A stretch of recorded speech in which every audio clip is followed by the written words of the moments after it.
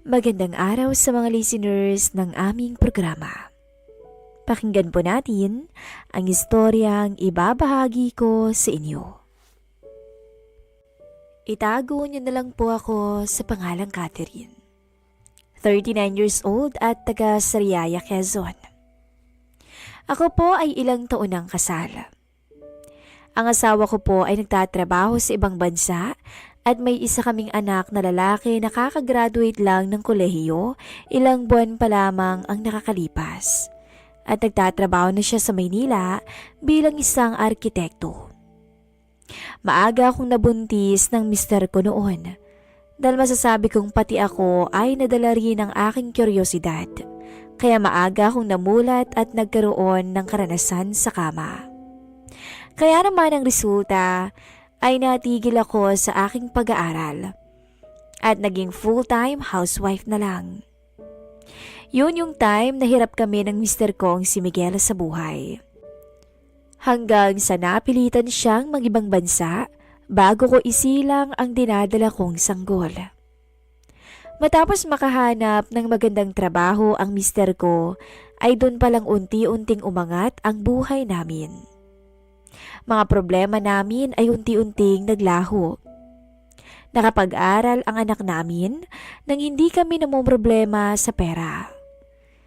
Pero hindi ko lubos akalain na darating din pala sa buhay ko yung puntong matatakam ako sa ibang lalaki na hindi ko naman asawa. Na makakaya kong isuko ang tangal ko bilang babae sa kanya. Ang nakakahiya pa ay 18 years ang agwat ng edad naming dalawa. Malayong mas matanda ako sa kanya. Pero sana ay wag niyo muna akong husgahan kaagad. Wala naman sigurong perpektong tao. Lahat naman tayo nagkakamali at nakakagawa ng kasalanan. Ang mahalaga naman ay natututo tayo sa mga pagkakamali natin.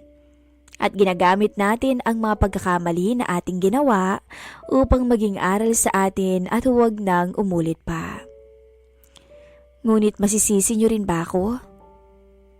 Isang taon mahigit niya akong parang iniwanan sa ere. Walang paramdam sa akin ang mister ko. Tatawag o magte-text lamang para magtanong kung natanggap ko na ang perang naipadala niya. Ni hindi nga man lamang ako makumusta. Pakiramdam ko na wala na ang pagmamahal na mayroon siya para sa akin. At malakas talaga ang kutob ko na baka may ibang babae na ang asawa ko nung time na yun. May babaeng inuuwian at doon na siya masaya. Sinulat ko ang liham na to makalipas ang 5 buwan simula nung may mamagitan sa amin ni Balto. Tita ang tawag niya sa akin. Dahil pamangkin siya ng pinsan ko. Nung unang makita ko siya ay nakuha niya agad ang atensyon ko. Tanda ko pa noon yung itsura niya. Nakasando siya at nakashorts. Mga tattoo sa kanyang matipunong braso. Maganda at takaw pansin ang pangangatawan niya. Napalunok ako ng oras na yon at tila bumalik ako sa aking pagkadalaga. Lalo na nung masilayan ko yung gwapo niyang mukha. Medyo bad boy ang looks niya na bumagay sa personalidad niya. 4th year college na ang binata at nataong malapit ang opisina na pinag-OJT-han niya dito sa bahay ko. Kaya nakiusap ang pinsan ko na dito muna siya kung pwede. At dahil hindi naman ako maramot, ay pumayag ako ng walang kapalit. Pero hindi ko akalain na iba pala ang ibabalik niya sa akin bilang utang na loob na hindi ko naman natanggihan pa. Siguro nung time na yon ay masyado na akong nag-overthink sa asawa kong nasa malayo. Kaya naging marupok ako sa iba. Pero, yun nga, masisisi ba ninyo ko? Sadyang biglang nagbago ang pakikidama sa akin ng mister ko. Ilang taon na siyang pabalik-balik sa abroad dahil sa trabaho, ngunit noon lamang siya nanlamig sa akin ng ganun. Tapos tuwing kakausapin ko siya tungkol sa panlalamig niya, ay palagi niyang idinidinay sa akin ang mga pakiramdam ko. Sinasabi niya na namimiss ko lamang daw siya. O baka dahil nagkakaedad na rin ako. Pero hindi ako naniniwala. Iba kasi ang instinct ng mga babae, lalo na kapag alam natin na may ginagawang kalokohan na ang mga asawa natin. Isang araw, naisipan kong maglaba ng maaga. 6 a.m. nung magsimula ako sa paglalaba. Konti lang din ang damit na labahin ko na nakatambak sa banyo. Pero biglang natuon ang pansin ko si isang nakasampay ng pinagpalitang panloob ni Baldo. Hindi ko alam pero bigla ko itong hinablot sa sampayan sa loob ng CR. Lumakas ang tibok ng puso ko ng mga oras na yun nang makuha ko. Mag-iisang taon na akong uhaw sa aking asawa. Kaya pilit kong binigyang rason ang aking kapilyahan. At sa puntong yun, ay agad kong nilak yung banyo para pawiin ang pangangailangan kong ipinagdamot ng panahon. Mga ilang minuto rin at pawisan akong umalis ng banyo. Matapos maglaba ay namataan ko si Baldo sa sala na gumagayak papunta sa kanyang OJT. "Oh, Baldo, kumain ka muna. Magluluto na ako saglit. Maaga pa naman eh." Sabi ko sa kanya. "Hindi na huta. Doon na ako sa labas kakain at baka pagod na kayo." Sabi nito.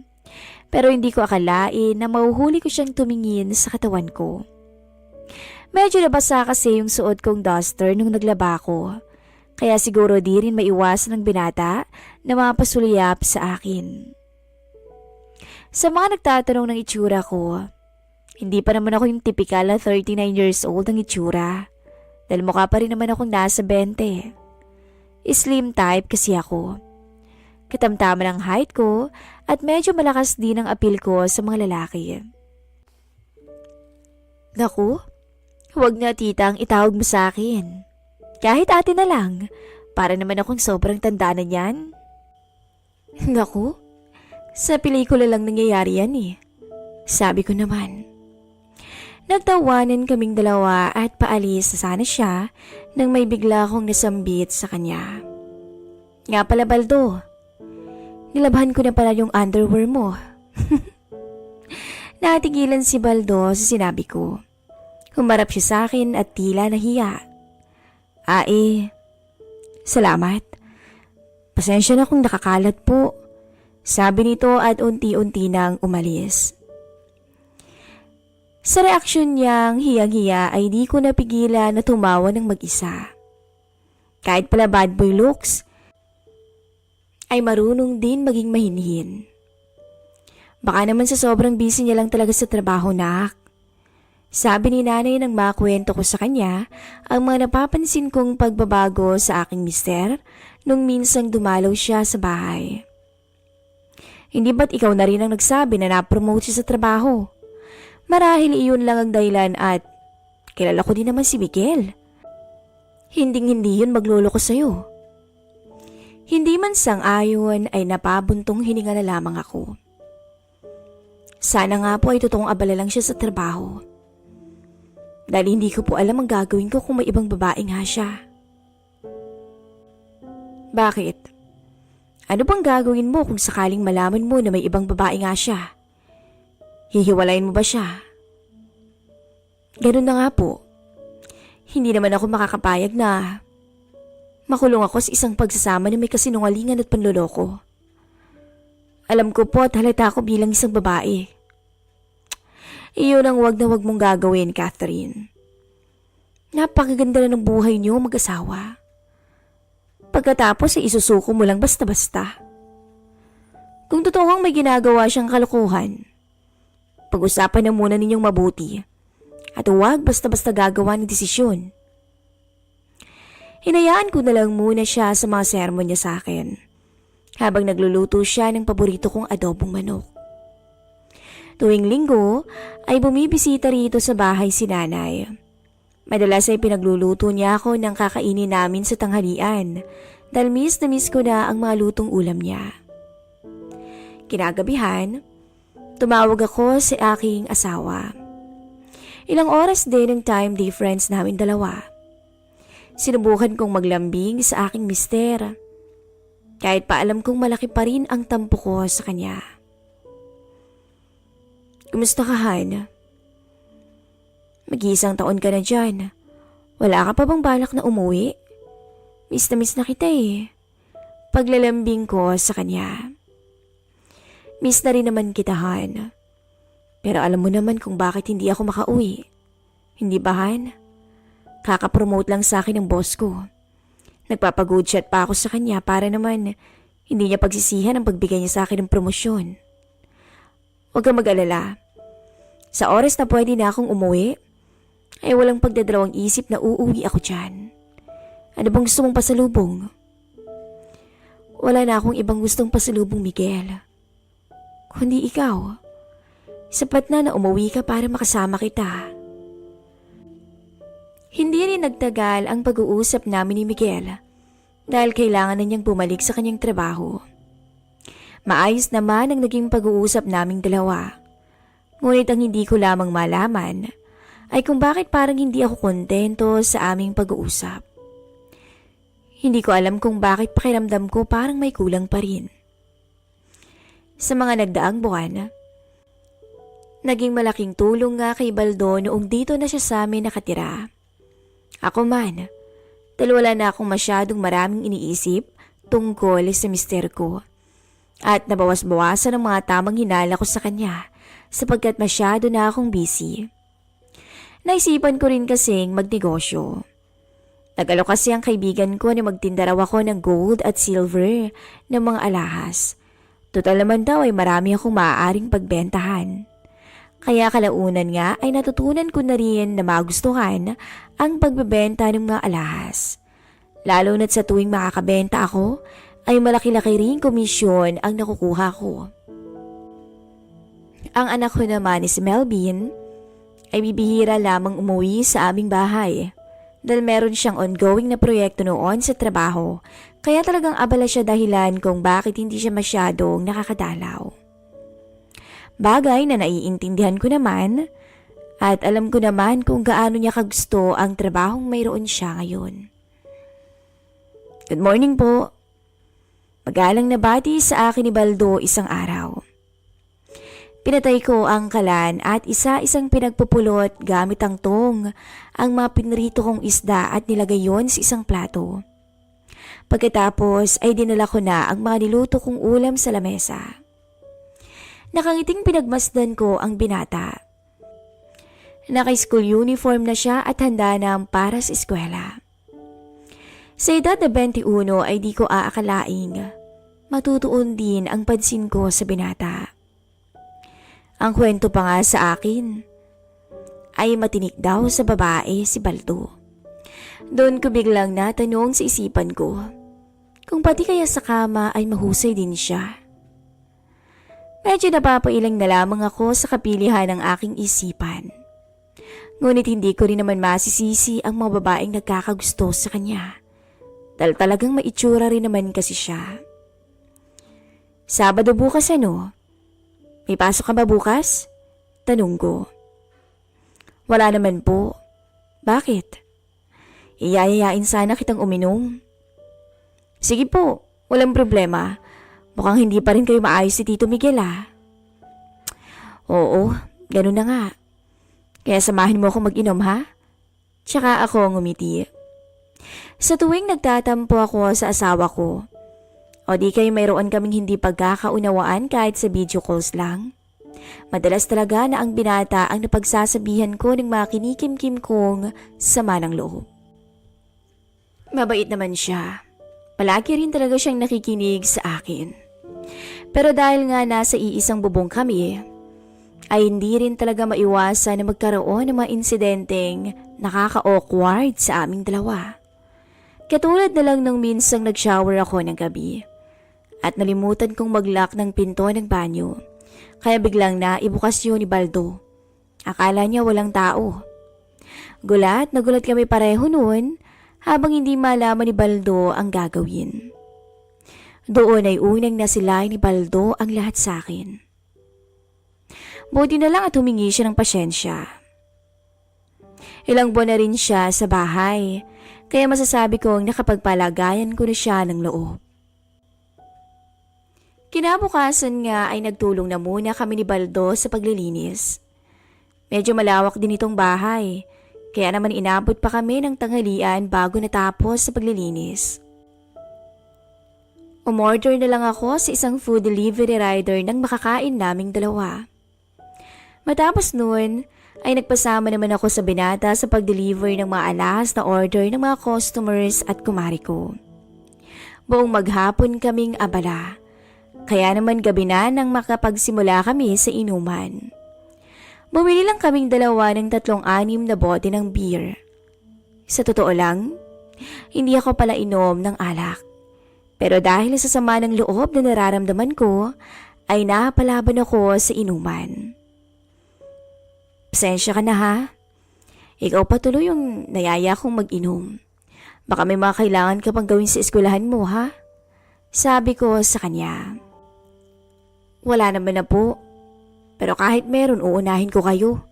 Pilyang sabi nito. Nagkumpisa na rin kaming uminom noon. Ako na ang tanggero.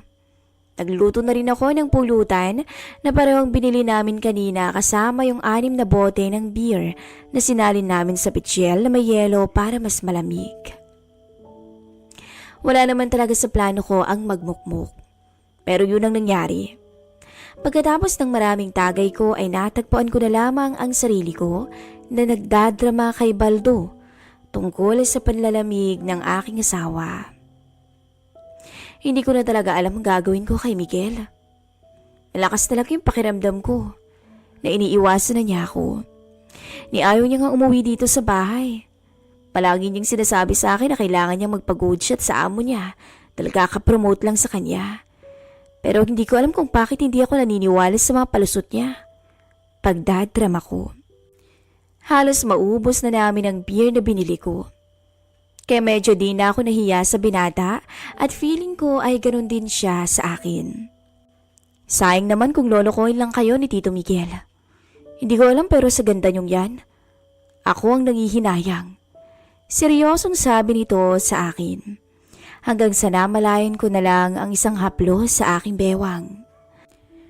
Paglingon ko ay katabi ko na pala si Baldo. Teka Baldo, ang lapit mo na masyado sa akin iho. Naiilang na sabi ko. Pasensya ka na, Catherine. Sana mapatawad mo ko. Gusto kitang tulungan ngayon. Sa paraang di ko alam kung papayag ka, pero lalakasan ko na ang loob ko. Wala akong maisagot, sinabi niya. Dahil ngayon niya lang ako tinawag sa pangalan ko na para bang magkaedad lamang kami. At nanatiling magkalapit ang aming mga mukha. Tila nagtatansyahan sa isa't isa. At sa isang iglap, hindi ko alam pero bigla kong hinila palapit ang batok niya. Dahilan para mapahalik siya sa akin. Nagkahiyaan kami noon hanggang sa unti-unting naging marahas ang lahat. Dahil sa kalasingan, ay di na rin namin namalaya na nasa sahig na ang suot naming dalawa. Ngunit ilang minuto lang, ay inaya ko si Baldo sa aming kwarto ni Miguel. Ilang sandali lang ay naramdaman ko na ang paglapat ng aking likod sa malambot kong kama. Binuksan ng binata ang aircon sa kwarto ko at nilagyan niya muna ako ng kumot. Sa puntong yun, hinuli ko agad ang kanyang braso. Tsaka hinila siya palapit sa akin. Hindi na ako makapag-antay pa. At isang makasalanang yakap ang aming ginawad sa isa't isa. Pansin ko ang gigil ng binata. Hindi ko lubos inaasahan. Lalo na nang dumapo ang kanyang halik sa aking labi. Paibaba. Magulo ang isipan ko ng oras na yon.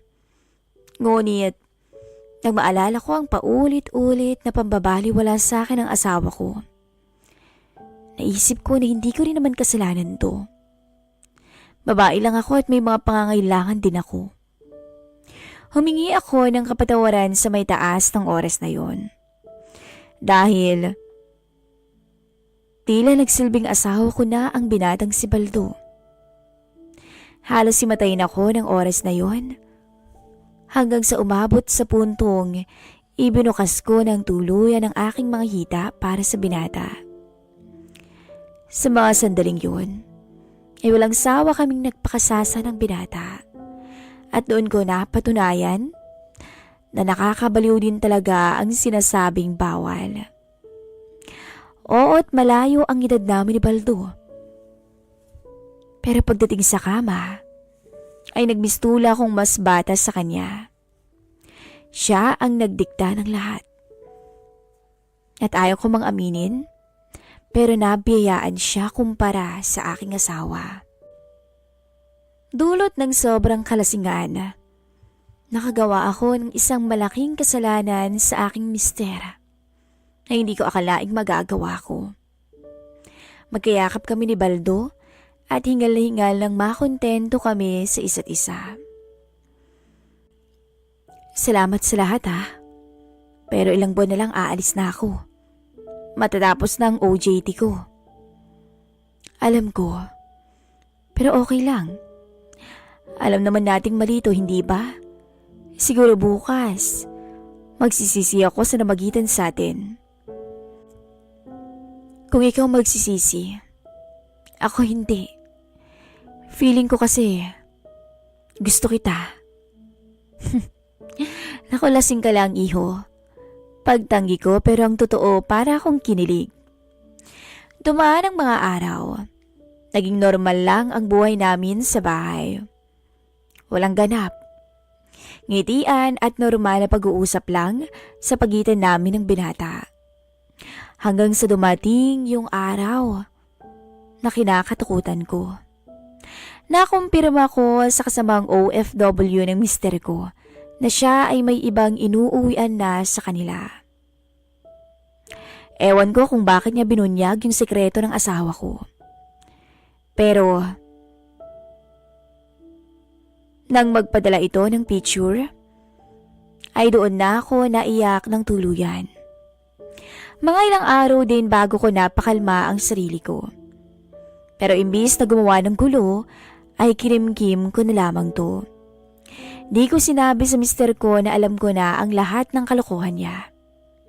Pinilit kong maging matatag, lalo't alam kong meron akong sandalan. 9:00 ng gabi. Maingat kong binuksan ang kwarto ni Baldo. Patay na ang ilaw at tulog na ang binata. Daan-daan akong tumabi sa kanya. Malambing ko siyang hinalikan sa labi at nagising siya bigla. Akala ko ba malito? Nakangiting bungad niya. Mali. Pero, okay lang ba kung gawin nating tama ang mali? Nakangiting sagot ko. Pero, hindi na niya na ituloy ang sasabihin nang sumabat ako bigla. At okay lang ba kung ikaw muna ang maging asawa ko sa panahong sirang-sira ako? Pagkasabi ko noon ay nangilid ang luha ko, kasabay ng aking matamis na ngiti. Mahigpit na niyakap ako ni Baldo ng gabing yun. Magkatabi sa iisang kama at mahimbing na natutulog. Hindi ko alam kung tama ang naging desisyon ko sa buhay. Pero hanggang ngayon ay wala pa rin kaalam-alam ang mister ko na alam ko na ang lahat. Pero may isang tao pa rin sa tabi ko na handang umalalay sa akin. Lalo na sa panahong malungkot ako. Dito ko na po muna tatapusin ang aking kwento. Paalam.